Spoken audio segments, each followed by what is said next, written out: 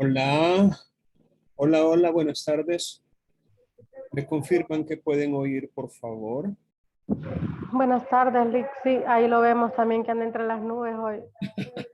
Vaya, perfecto, me llega. Entonces vamos a dar inicio a la sesión de hoy, no sin antes recordarles que ustedes, antes de venir a la sesión cada semana, deben estudiar los contenidos que se han publicado. Ese es el deber ser. Estudiar previo a la videoconferencia los contenidos y poder durante la actividad grupal, es decir, durante la sesión, responder algunas de las inquietudes, dudas o preguntas que ustedes pudieron haber anotado. Ese es, repito, el deber ser. Entonces, siempre hay necesidad de darles esa oportunidad por aquellos que a lo mejor así lo hacen. De modo que vamos a posibilitar ahorita que ustedes puedan formular alguna pregunta relacionada con la temática de esta semana, que es la audiencia preparatoria. Así que si ustedes tienen alguna pregunta, Rudis, Carolina, Daisy o Cornelia, la pueden hacer ahorita. Ahorita pueden hacer alguna pregunta que tengan relacionada con la temática correspondiente a esta semana. Por cierto, ¿qué habrá pasado con sus compañeros? Que solo veo que están muy poquitos ahorita. Solo tengo 4 participantes. Bien, pregunto a los que están conectados, ¿tienen alguna pregunta? Las audiencias preparatorias, Lick, funcionan igual que en el área penal o es diferente, porque yo leí ahí que en esta audiencia preparatoria también se puede como poner fin a, en el área civil, ¿verdad? Se puede poner fin a, según el documento, al proceso, ¿verdad? Si se llega a un acuerdo de las partes y si no, pues sigue el proceso. Entonces, ¿en estas audiencias son similares o hay una diferencia? Bien, obviamente hay diferencias entre lo que es un proceso que pertenece al derecho público propiamente tal, como lo es el derecho penal, y las audiencias que se realizan dentro de otras áreas de la enciclopedia jurídica, como podría ser el derecho social o el derecho privado. Recordemos que existe esa gran clasificación de las ciencias jurídicas dependiendo el interés en juego. Si el interés es el interés de la colectividad en su conjunto, se dice que hay derecho público o derecho social en su caso, que es una rama un tanto nueva. Pero si el interés que se tutela es el interés de los particulares, sin que haya una intervención con poder de imperio por parte del Estado, entonces el derecho de que se trata dentro de esta clasificación es derecho privado, en donde el interés es de los particulares. Y eso obviamente se traslada a los procesos que regulan ese tipo de conflicto que se pueda generar, dependiendo si es derecho social, derecho público o derecho privado. El derecho penal eminentemente es una rama del derecho público. El derecho civil y mercantil no, es una rama del derecho privado. Sin embargo, la filosofía de la audiencia preparatoria dentro de un proceso civil y mercantil y la audiencia preliminar dentro de un proceso penal o de familia, que también se le llama así, yo diría que la filosofía es la misma. Es decir, antes de entrar a una audiencia definitiva donde se van a producir las pruebas, donde se va a juzgar el fondo del asunto, donde se va a decidir mediante sentencia que goce de autoridad de cosa juzgada el tema decidendi, es decir, el objeto del proceso, antes de entrar a una audiencia final, llámesele vista pública en el caso del derecho penal, llámesele audiencia de sentencia en el caso del derecho de familia, o llámese audiencia probatoria en el caso del derecho civil y mercantil. Repito, antes de entrar a esa última audiencia, se hace aconsejable, se hace conveniente, se hace necesario una audiencia que prepare lo que va a suceder en la audiencia probatoria o de sentencia o en la vista pública, según el caso. Entonces, yo pensaría que sí hay caracteres bastante similares en la audiencia preliminar del proceso penal y en la audiencia preparatoria del proceso civil y mercantil. Obviamente, cuando estudiamos más en detalle cada una de estas audiencias, podemos encontrar los puntos en que convergen, así como los puntos en que se separan o se diferencian. Pero contestando su pregunta, yo pensaría que sí, que hay aspectos que son muy similares en ambos tipos de audiencias. Muy bien. ¿Alguien tiene alguna otra pregunta o interrogante en base a lo que ha leído hasta hoy?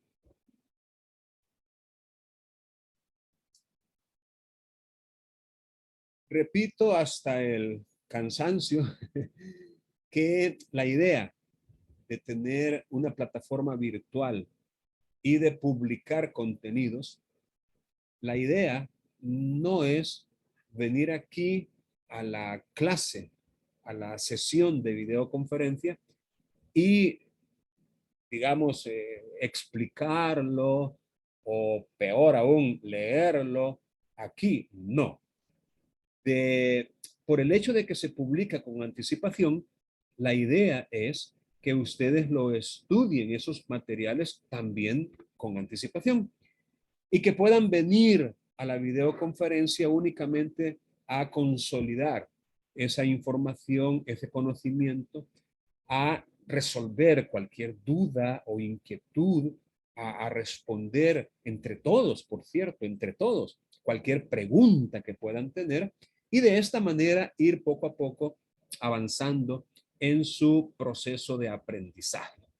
Entonces, por eso es que nunca me voy a cansar de repetir antes de hacer cualquier otra cosa, si ustedes no tienen alguna pregunta o algo que no les ha quedado claro.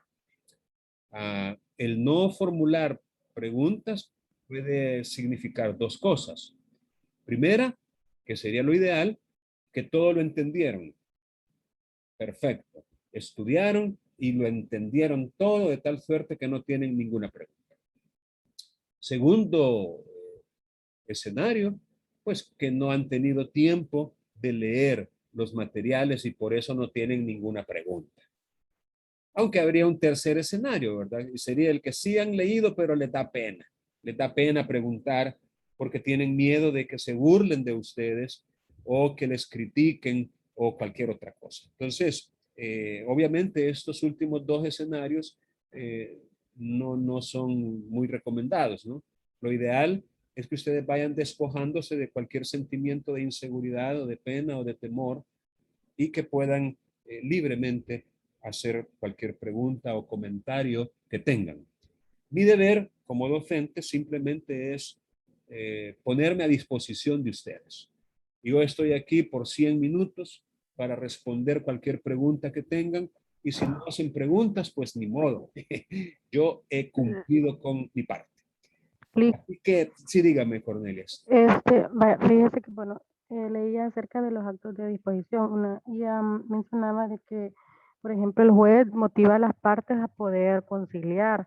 Entonces, en este tipo de audiencias, el juez tiene incidencia en la audiencia. Definitivamente, definitivamente. Fíjese usted que una de las finalidades de la audiencia preparatoria es precisamente esa, que con el auxilio, con la asesoría, con la intervención activa y protagónica del juez de la causa, las partes puedan tratar de resolver el asunto por sí mismos.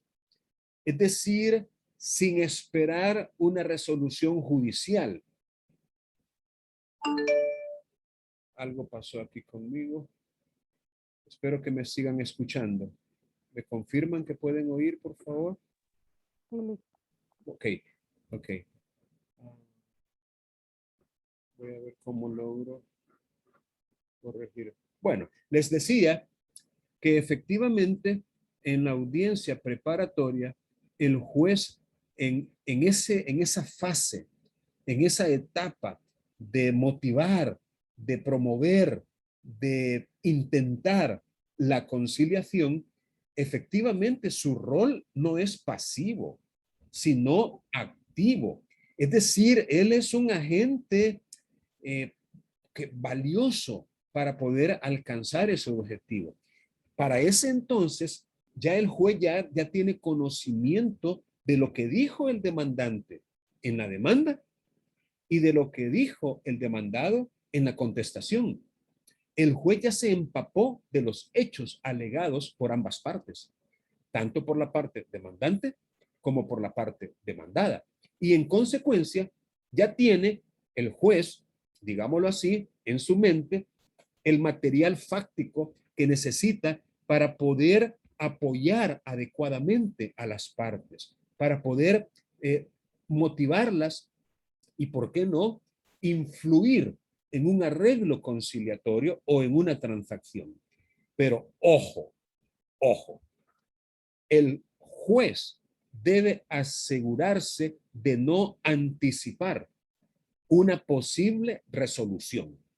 Es decir, él no puede, por vía de ejemplo, decirle al demandado, mire, acepte porque lo más probable es que la sentencia que se pronuncie le perjudique a usted. Eso no lo puede hacer por nada del mundo, ni por ende tampoco al demandante. Mire, yo que usted aceptaría porque mire, esa demanda que usted ha presentado está bien débil.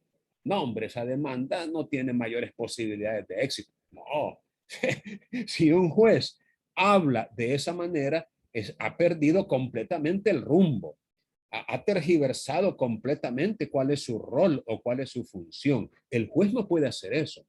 No puede anticipar, digamos, la resolución final del caso, ni tampoco él puede perder ese carácter de imparcialidad que lo debe tener durante todo el proceso. O sea, no debe dejar de ser imparcial. O sea, no puede válidamente inclinar la balanza en beneficio de alguna de las partes. Tiene que mantener pues ese equilibrio, esa ecuanimidad y, repito, mantener en todo momento su imparcialidad. Pero contestando su pregunta, por supuesto, es una de las tareas, una de las funciones del juez promover esa conciliación entre las partes. Muy bien. ¿Alguna otra interrogante que tenga usted misma o cualquier otro de sus compañeros? Sí, lo que pasa es que a veces me pregunto porque me da pena y realmente la Usted, materia mire, me cuesta un poquito. usted aproveche, mire, ya que sus compañeros le permiten preguntar solo a usted, no tenga pena, hagamos un diálogo entre los dos y ojalá que estén escuchando y tomando apuntes sus compañeros. También veía acerca, yo nunca había escuchado lo que es una sentencia, permítame, voy a ver la punta, inhibitoria. ¿A qué se refiere eso?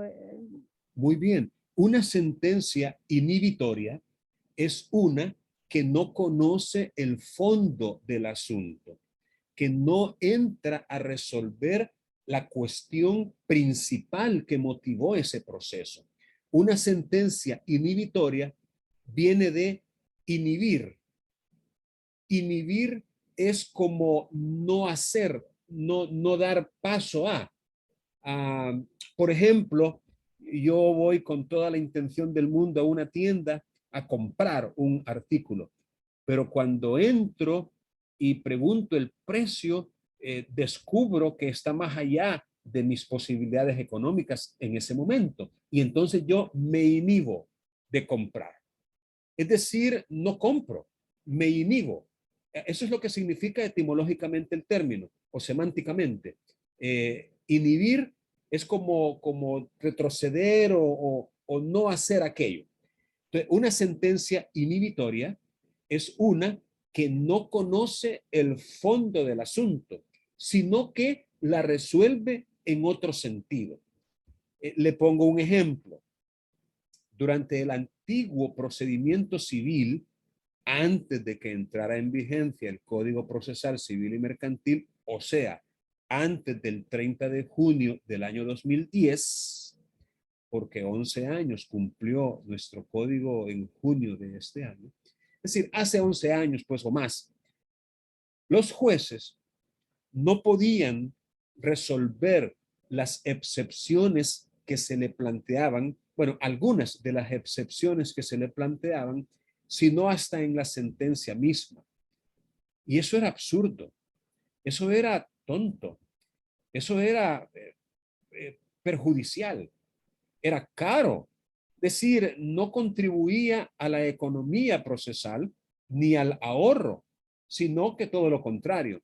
Porque aún sabiendo el juez que aquella demanda era inepta, por ejemplo, no podía resolverlo antes de la sentencia y había que esperar a la sentencia definitiva, a veces años después de iniciado el proceso, para salir con declárase inepta la demanda presentada hace 15 años. Imagínense qué cosa más absurda y más ridícula. Entonces, uno de los propósitos de la audiencia preparatoria hoy en día es también ese: evitar sentencias inhibitorias, evitar llegar al pronunciamiento de una sentencia y hasta entonces descubrir un defecto en la pretensión que impida resolver el fondo del asunto y llegar hasta la sentencia o hasta el momento en que toque dictar sentencia para resolver un asunto que bien se pudo haber resuelto mucho tiempo antes.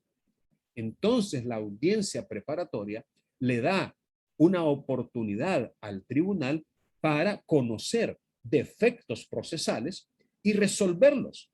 De tal manera que si son subsanables, pues que se subsanen. Y si son insubsanables, pues entonces ahí se le pone fin al proceso sin estar esperando más tiempo, evitando así un dispendio inútil de recursos, ahorrando tiempo y dinero y esfuerzos a las partes. Así que eso es lo que significa. A ver, sigamos, que está bonito esto de hacer preguntas. Gracias. Si alguien más tiene otra pregunta, con toda libertad puede hacerla. Bueno, ya que no tienen preguntas, yo sí tengo algunas para ustedes. Tenemos ahorita, vaya, vamos a hacer parejas. Vamos a hacer equipos de dos, o sea, dúos, binomios o parejas. Y vamos a trabajar, ahorita les voy a mostrar aquí en pantalla, si es que logro, vamos a ver si esto me resulta. Ok, aquí en pantalla les voy a mostrar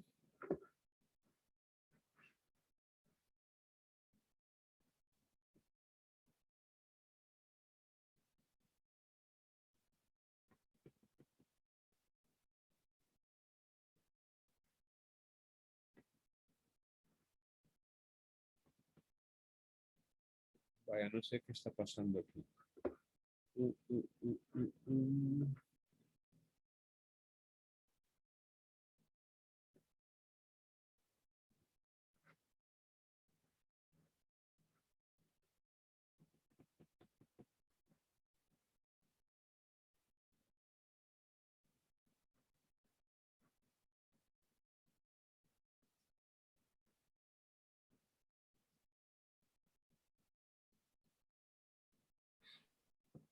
Buenas, Lick. Hola. Viendo, digamos, los artículos que aparecen en cuanto usted había dejado de lectura, ¿verdad? Ajá. Digamos, en el caso de que, según el artículo 307 del Código Procesal Civil y Mercantil, en el caso, digamos, que hubiese un hecho nuevo que no se pudo, digamos, introducir en la demanda porque ya, ni ampliar porque ya se hubiese, digamos, en este caso, emplazado al demandado y ya se hubiese fijado la audiencia preparatoria, se puede ampliar en esta audiencia, se puede ampliar un nuevo hecho, digamos, una nueva pretensión. Muy buena pregunta. De hecho, vamos a distinguir tres clases de hechos con relación a este tema. Hechos nuevos, hechos desconocidos y hechos diversos.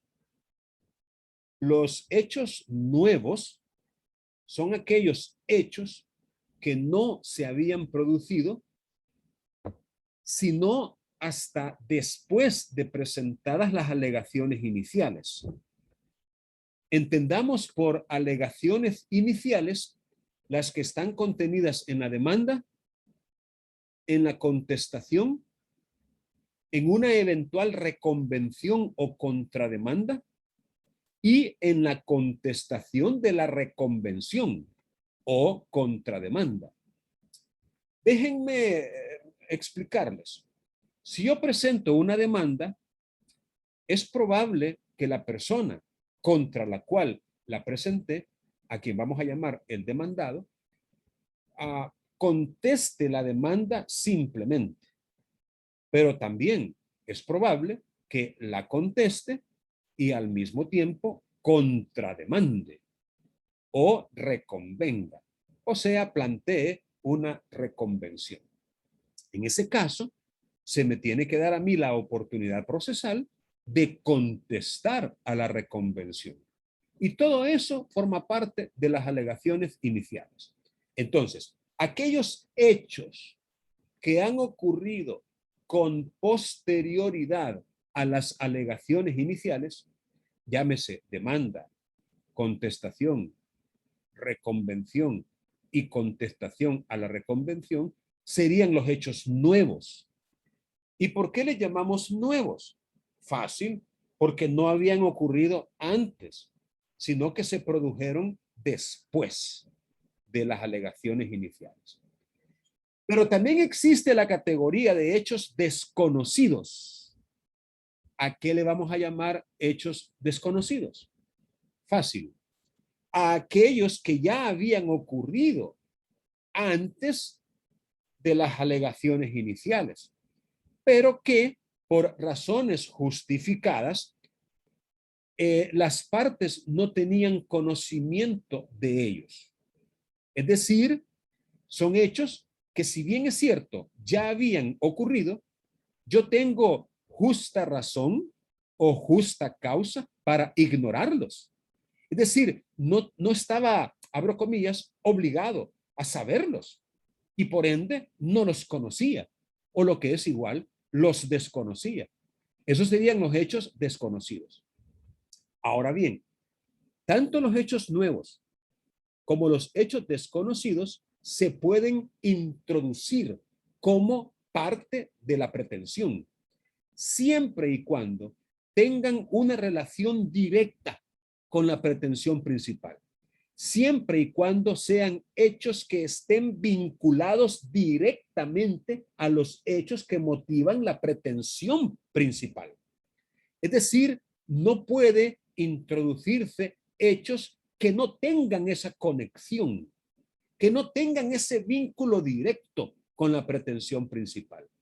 En otras palabras, no pueden introducirse hechos diversos, que son esa otra categoría, los hechos diversos. Entonces, contestando a su pregunta y por disposición expresa de la ley, sí se puede válidamente introducir hechos, tanto nuevos como desconocidos, con esa limitante o con ese requisito de que estén directamente vinculados con la pretensión principal. Es más, hay un artículo que dice que también se pueden añadir o agregar pretensiones accesorias a la pretensión principal. Eso va un poquito más allá, porque ya no estamos hablando de simples hechos que fundamentan nuestra pretensión principal, sino que estamos hablando de pretensiones accesorias o adicionales a la pretensión principal, las cuales también se pueden perfectamente introducir en esta audiencia preparatoria. Espero haber contestado su pregunta. Si alguien tiene alguna otra pregunta, por favor, formúlela. Yo le... Sí, diga. Y en esta cuestión de los hechos nuevos y los hechos desconocidos, ¿solo será el demandante o pueden las dos partes hacerlo? En base al principio de igualdad, pueden ser ambas partes, tanto la parte demandante como la parte demandada. Es decir, el principio de igualdad abre la posibilidad para cualquiera de ellas. Así es. ¿Alguna otra pregunta que tengan? Miren, es mucho el contenido que hay en materia de audiencia preparatoria. Son varios los artículos que hay que estudiar y estoy más que seguro que en muchos de ellos hay cuestiones que a lo mejor ustedes ni siquiera habían oído hablar antes. Así que no tengan pena, hagan las preguntas que estimen convenientes. A ver, Sofía. Sí, yo tenía una duda, bueno, más bien una forma de que me explicara, porque yo revisé el material, pero no me quedó claro cuando por parte del demandado no hay interés, ¿cómo o cuál es el proceso que le pone fin? Oh, vaya. Ajá.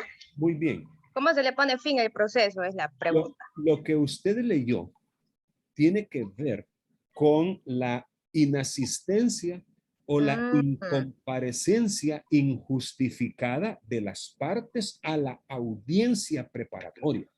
Es decir, ¿qué va a suceder procesalmente hablando si llega el día y la hora de la audiencia preparatoria y al pasar lista, es una forma Él de... no está presente, se concluye. Aquí tenemos varios escenarios. Primer escenario, no está presente ninguna de las partes, ni el demandante, Ni el demandado. Ese es el primer escenario. Un segundo escenario que tiene las mismas consecuencias jurídicas es que está presente el demandado, pero no está presente el demandante. Ese es otro escenario. Y un tercer escenario es el opuesto a este último, que está presente el demandante, pero no compareció el demandado. El demandado. Así es. Esos son los tres escenarios. Bueno, hay un cuarto escenario que no nos interesa mucho y es el escenario de que los dos llegan. Ese no nos interesa porque es lo normal, ¿verdad? O sea que son 4 escenarios. Ambos llegan, ninguno llega, solo llega el demandante o solo llega el demandado. Ahora, ¿qué va a pasar si ninguna de las partes llega? Según la ley, el juez le va a poner fin al proceso sin más trámite. Eso es como la sanción o la consecuencia legal ante la incomparecencia de ambas partes, que se le va a poner fin al proceso sin más trámite. Y digamos, Lili, en ese caso, si le pone fin al proceso y yo hago de nuevo las diligencias pertinentes del caso, se puede volver a iniciar. Por supuesto. Porque sí, yo no recuerdo en qué artículo es que dice que las cosas vuelven a su estado natural. O sea, es como decir, no pasó nada. Así es correcto, es correcto. Hay ciertas cuestiones que tenemos que tomar muy en cuenta. Primero, que esa incomparecencia tiene que ser injustificada. En otras palabras, podría ser que hayan causas válidas o justificadas para no haber asistido. Miren, uno no es, como que dice, perfecto, ¿no? En su cuerpo físico.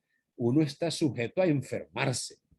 Ese sería un primer ejemplo en donde yo tengo una audiencia y en la noche anterior me da una gran calentura, dolor de cabeza, gripe, vómito, diarrea, ¿para qué hablar? Tengo síntomas propios del COVID por vía de ejemplo, ¿qué voy a ir a hacer el día siguiente? O sea, no puedo ir. Esa es una incomparecencia justificada. Por supuesto que tengo que acreditarlo. No basta con afirmarlo y decir, no, miren, no pude venir porque me dieron síntomas de COVID. No, yo tengo que demostrarlo, tengo que probarlo. Y obviamente la prueba idónea sería una constancia médica, ¿verdad? Una constancia firmada por un facultativo en donde acredita pues que tuve una consulta, una cita de emergencia con él y que descubrió cuáles eran mis síntomas, me dio tratamiento e incluso me dio una incapacidad. Ahora, para poder, llamémoslo así, aperturar la oportunidad procesal de que se justifique la incomparecencia, nosotros tenemos un pequeño vacío en nuestra legislación. Y es que, ya lo dije, sin más trámite, dice la ley. Y sin más trámite significa, ya, pues no están, no están, declárase terminado el presente proceso por la incomparecencia injustificada de las partes. Ojo, injustificada, pero no ha abierto una oportunidad el tribunal para que la parte que no llegó pueda presentar alguna evidencia o algún argumento o alguna justificación. Entonces, ¿cómo podemos hacer en ese caso? ¿Qué se les ocurre a ustedes?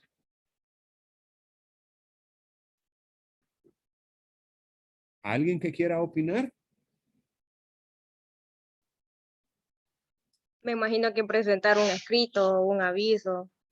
Sí, pero otra vez, usted o yo, la noche anterior nos dio calentura, dolor de cabeza, vómito. Y no pudimos llegar. La audiencia estaba para las 8 de la mañana. Y no pudimos llegar. Entonces se pide un aplazo. Pero es que estoy enfermo. Es decir, no, pero ni pensar puedo. Me duele la cabeza, me duele todo. Tengo un dolor de cuerpo que me está matando. Es decir, el punto es que así como está redactada la ley, el juez sin más trámite, es decir, sin más trámite implica sin dar la oportunidad procesal para justificar la incomparecencia. Algunos jueces lo que han hecho es que todavía no declaran cerrado el proceso. Se apartan un poquito de la ley, del texto literal, pero me parece apropiado, porque el texto literal es muy rígido. No permite a las partes justificar su incomparecencia. Entonces, lo que algunos jueces hacen es, como quien dice, no declaran cerrado el proceso de manera definitiva, sino que abren la posibilidad a las partes para que presenten alguna justificación, algún argumento del por qué no llegaron. Otros, pues otros no. Otros jueces aplican a rajatabla lo dispuesto en la ley y ¿qué es lo que le queda a la parte agraviada? Pues presentar un escrito acompañando las constancias justificativas de su incomparecencia y pedir que se revoque la decisión que se tomó de declarar cerrado el proceso. Es decir, pedirle al juez que cambie su resolución sobre la base de que la incomparecencia no fue injustificada, sino que había una causa justificativa de la incomparecencia. Entonces, ahí tenemos, digámoslo así, ese problema, ese vacío, o mejor dicho, tal vez no vacío, sino que es un problema que el legislador le ordena al juez sin más trámite dar por cerrado el proceso. Y debería haber un espacio para que la parte pueda justificar. Ahora, si el juez actúa de acuerdo con lo que dice la ley y declara cerrado, pues usted tiene que llegar y a través de un recurso de revocatoria, acompañando las pruebas y las argumentaciones pertinentes, pida que se deje sin efecto esa resolución y que se reprograme la audiencia para en otra fecha, en otra ocasión. ¿Y qué pasa, Alex, si no fue que estaba enfermo, sino que iba en el camino y le agarró la tarde y cuando llegó ya habían levantado el acta? ¿Qué pasaría ahí? Allí el juez va a tener que hacer un juicio de valor. Allí dependemos de la discreción del sano criterio del tribunal. Un juez estricto le podría decir, usted debería saber a estas alturas cómo se comporta el tráfico en nuestra ciudad. Usted debería saber que para llegar 15 minutos antes de las 9, tenía que haber salido a las 7:30 de la mañana. Pero ¿qué tenemos? Que usted salió a las 8:30 pensando que en 15 minutos iba a llegar. Y eso era materialmente imposible. Es decir, va a depender del análisis o la valoración que haga el juez. Repito, sí se pueden dar circunstancias que justifican una tardanza, una demora en llegar a una audiencia, un pinchón de llanta, un golpe que uno dé o que le den a uno mientras va camino para allá. El mismo hecho de que haya un retén de la policía y que esté deteniendo el tráfico y solo para llegar al retén tardó 5 minutos. Y luego a usted lo detienen y en lo que le piden documentos y a lo mejor la tarjeta la anda vencida y bueno, se pueden dar tantas circunstancias que son, a mi juicio, justificativas. Pero en todo caso, va a depender del juez. Si el juez es benévolo, si el juez es condescendiente, si el juez es humano, entonces es posible que le admita esas razones y que justifique su incomparecencia. Pero si el juez es turbio, si a usted le cae mal, es decir, usted a él le cae mal o cualquier otra razón o simplemente es estricto, entonces le va a decir que no. Y entonces va a volver las cosas al estado que tenían antes con la necesidad de que usted empiece desde cero. Ahora, ¿qué pasa si no llega el demandante? Sí, dígame. Digamos, el mismo supuesto que planteaba la compañera, ¿verdad? Digamos que va, en este caso, el demandado hacia la audiencia y tiene un accidente automovilístico. Entonces, él es trasladado al hospital, por lo tal no se presenta. Y el juez dice de que toma bien de que no dará lugar, ¿verdad? Y hasta ahí llega el proceso. Esta resolución puede ser apelable ante un tribunal superior. Bueno, voy a hacer algunas acotaciones que tienen que ver con el tema que estamos analizando. Si fuera el demandado el que no llegó, la ley dice de que la audiencia se va a realizar a pesar de la inasistencia del demandado. Es decir, cuando es el demandado el que no llega, la solución legislativa es diferente. La audiencia siempre se hace. El detalle es cuando no llega el demandante o cuando no llegan los dos. Ninguno llega. Ahí sí, el juez sin más trámite da por terminado el proceso. Ahora, contestando su pregunta. Sí, porque verdad que él lo declara como rebelde por no haber llegado. Dependiendo, porque si ya contestó la demanda, entonces no hay necesidad de declararlo rebelde. Simplemente hay ciertas cosas que al demandado no se le va a posibilitar hacer por no haber estado en la audiencia preparatoria. Es decir, hay ciertas cosas que solo se pueden hacer en la audiencia preparatoria y por no haber estado, no las va a poder hacer. De allí que la decisión de hacer la audiencia, a pesar de su incomparecencia, le causa perjuicios al demandado. Y esos perjuicios, igual, él los puede hacer valer mediante un recurso ante el propio tribunal llamado revocatoria. Señor juez, aquí tengo la constancia de mi ingreso en el hospital. Usted se fija, la audiencia era a las 9 y yo fui ingresado a las 8:45 porque yo iba para allá cuando me atropellaron o cuando me chocaron el carro y entonces el efecto látigo me hizo un dolor en el cuello y me lo tuvieron que inmovilizar. Y aquí está, miren, me ingresaron. Y sin embargo, usted hizo la audiencia. ¿Cómo la ve de ahí? O sea, usted hizo audiencia cuando yo venía para acá. Y si no terminé de llegar, es porque tuve un percance que me imposibilitó de manera absoluta llegar. Y sin embargo, usted hizo la audiencia. Así que, señor juez, yo quiero pedirle con todo respeto que deje sin efecto esa audiencia y que la reprograme ya con mi presencia. Eso lo puede hacer. Y yo creo que sería justo y que sería totalmente procedente que el juez deje sin efecto la audiencia que celebró y que la repita. Eso yo lo veo totalmente válido y procedente. Bueno, pero contestando la pregunta, toda resolución que le ponga fin a un proceso es apelable. Toda resolución de un juzgado que le pone fin a un proceso, haciendo imposible su continuación, es apelable ante el Tribunal Superior en Grado. Bien, miren, todavía me falta parte de una de las preguntas que hizo su compañera y voy a proceder a ello. Cuando, fíjense bien, cuando no comparece el demandante, pero sí comparece el demandado, fíjense bien lo que les estoy diciendo.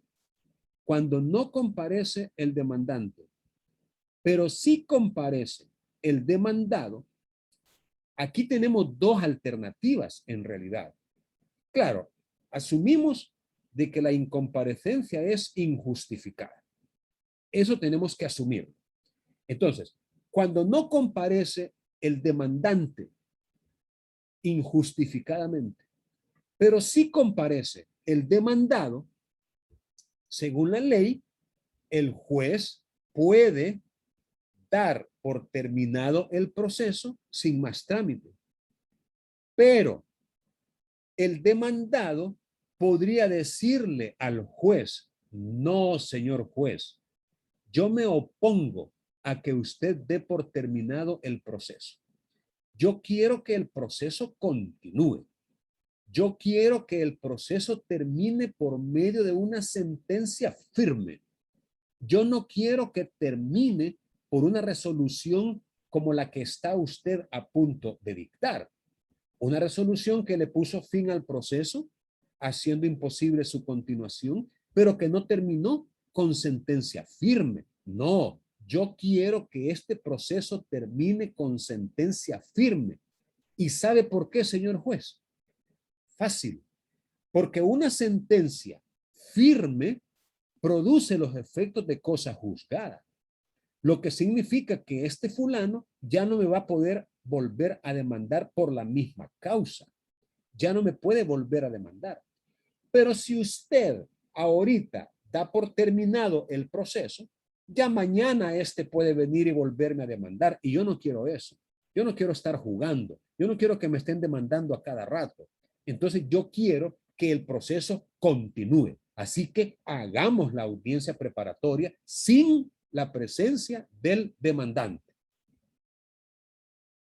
¿Cómo creen ustedes que tendría que resolver el juez en este último caso? Cuando el demandado se le pone al brinco.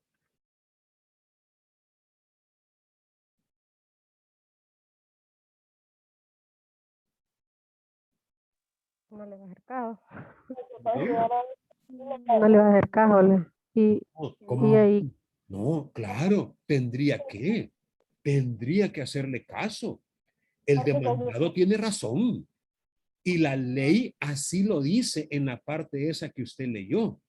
En la parte cuando el demandado manifiesta un interés en que el proceso continúe. Si él manifiesta un interés legítimo en que el proceso continúe, entonces el juez tiene que continuar el proceso. No le puede poner fin, sino que tiene que continuarlo. Eso sí, en ese escenario de que fue el demandante el que no llegó y solamente llegó el demandado.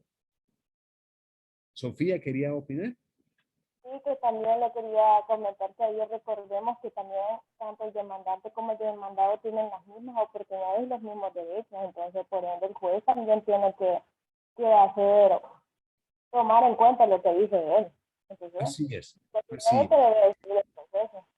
Exacto, así es. Muy bien. Efectivamente, el demandado también tiene voz, también es una parte, también tiene derechos, ¿verdad? Eso sí, no es que él así caprichosamente, no, señor juez, eh, no, hombre, sería bueno que mejor hiciéramos la audiencia, ¿verdad? Y no, tiene que exponer razones de peso por los cuales él, repito, manifiesta un interés genuino, un interés legítimo, no un simple capricho, ¿verdad? Entonces, claro, la mayoría de demandados van a decir, hey, qué chivo, no vino. Ah, qué bueno, aquí va a terminar esto. Ajá, pero a la vuelta del día siguiente, 2 días después, puede llegar una nueva demanda. Esa es la desventaja de que el proceso se dé por terminado así nada más, que no se ha conocido el fondo del asunto mediante sentencia firme y que por ende no se producen los efectos de la cosa juzgada. Bien, ¿alguna otra pregunta que puedan tener por ahí? Miren, esto de hacer preguntas y obtener o construir respuestas es de lo más productivo que puede haber, es de lo más significativo. Porque si usted tiene una pregunta, la respuesta que reciba difícilmente se le va a olvidar. Así que pregúntame acá. Sí, yo tenía otra pregunta. Dígame. O más bien nos puede dar su aporte de cómo debemos nosotros entender qué es la conciliación intraprocesal. ¿Podría entender usted cómo es la conciliación? Mire, con las disculpas del caso, no sé si solo soy yo, pero no le escuché bien. Tal vez puede acercarse un poco al micrófono. La pregunta era de que cómo nosotros debemos de comprender cuando la conciliación es intraprocesal. Usted lo manifestó ahí en las diapositivas, pero me gustaría su aporte. ¿Cómo nosotros debemos de entender esto? ¿Entender qué cosa? Repítame el concepto. La conciliación es intraprocesal. Intra. Oh, es que mire, la conciliación se puede dar en dos momentos.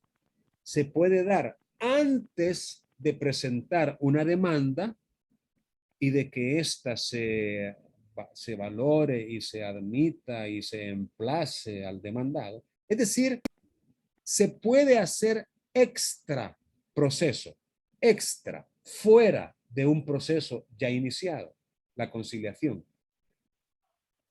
Pero también se puede dar intraproceso, es decir, dentro del proceso ya iniciado, la conciliación, así como la transacción. Entonces, a eso se refiere. Una conciliación se puede dar como una, llamémosle, actuación previa al proceso a petición del interesado.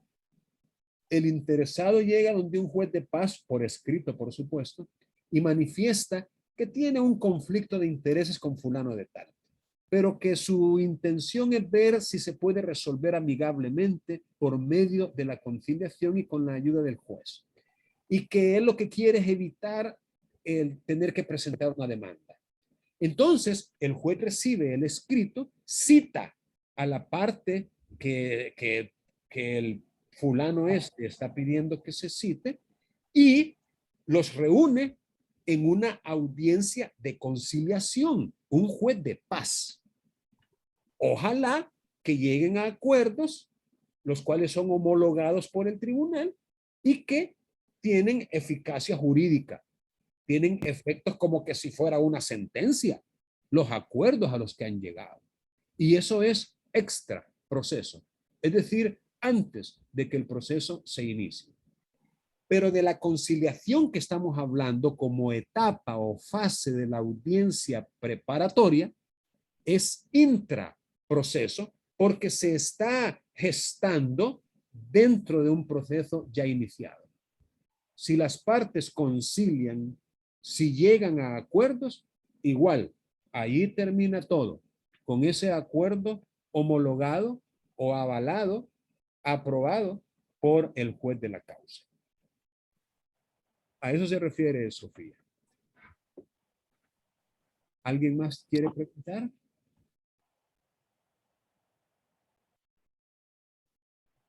Vaya, miren, acabo de descubrir que es la red.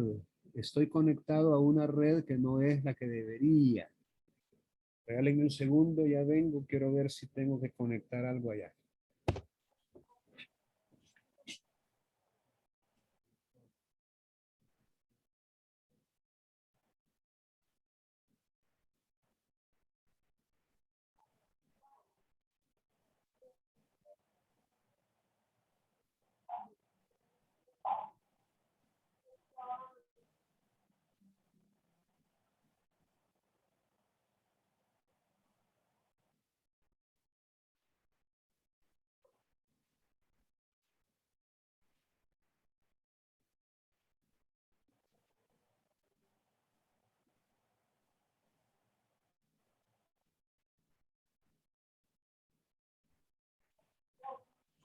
Hola, bueno, ya estoy por acá. Ya estoy por aquí de regreso. Pero no logré que me aparezca la otra red. Creo que tengo problemas con el módem. Ok, pero qué bueno que entiendo que me están escuchando y viendo. A ver, ¿alguna otra pregunta por ahí? Federico.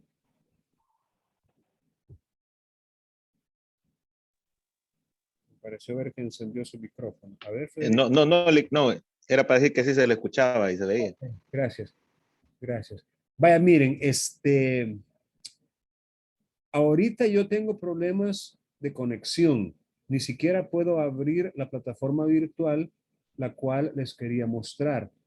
Pero tenemos todavía 45 minutos antes del cierre de la sesión. Me voy a desconectar ahorita y voy a habilitar, fíjense bien lo que les estoy diciendo, voy a habilitar un cuestionario sobre la audiencia preparatoria. Un cuestionario que ustedes tienen que iniciar ahorita, iniciar, porque no son poquitas preguntas, son bastantes, son 50 preguntas, pero ese cuestionario lo tienen que completar, porque solo completándolo van a tener las competencias necesarias para una simulación efectiva de la audiencia preparatoria. Entonces, ahorita vamos a suspender lo que es la videoconferencia, porque de todas maneras me está dando problemas de conexión. Y yo voy desde mi celular, que ahí sí tengo conexión, voy, y creo que con el celular estoy ahorita, voy a activar, se llama cuestionario sobre la audiencia preparatoria. Y oigan bien lo que les voy a decir. Las respuestas las pueden encontrar de manera muy fácil y muy directa en el Código Procesal Civil y Mercantil comentado. Hay una o dos preguntas que a lo mejor no aparezcan allí, pero la inmensa mayoría de respuestas allí las van a encontrar en el Código Procesal Civil y Mercantil comentado. Entonces, en unos, por mucho, en unos 3 minutos, entren a la plataforma, vayan a evaluaciones, el menú de la izquierda, evaluaciones, y allí van a encontrar una que se llama cuestionario sobre la audiencia preparatoria. Y van a empezar a llenarlo. Ese va a quedar abierto, pero yo voy a fijarme cuánto han avanzado el día de hoy, ¿verdad? Entonces, ahorita lo van a comenzar solamente, pero lo pueden terminar después. ¿De acuerdo? ¿Alguna pregunta en cuanto a esta actividad? ¿Ha quedado claro lo que van a hacer en 3 minutos? Ya se pueden buscar la actividad. Por mi parte está claro, licenciado. Bueno, muchas gracias. Entonces ahí estamos en contacto.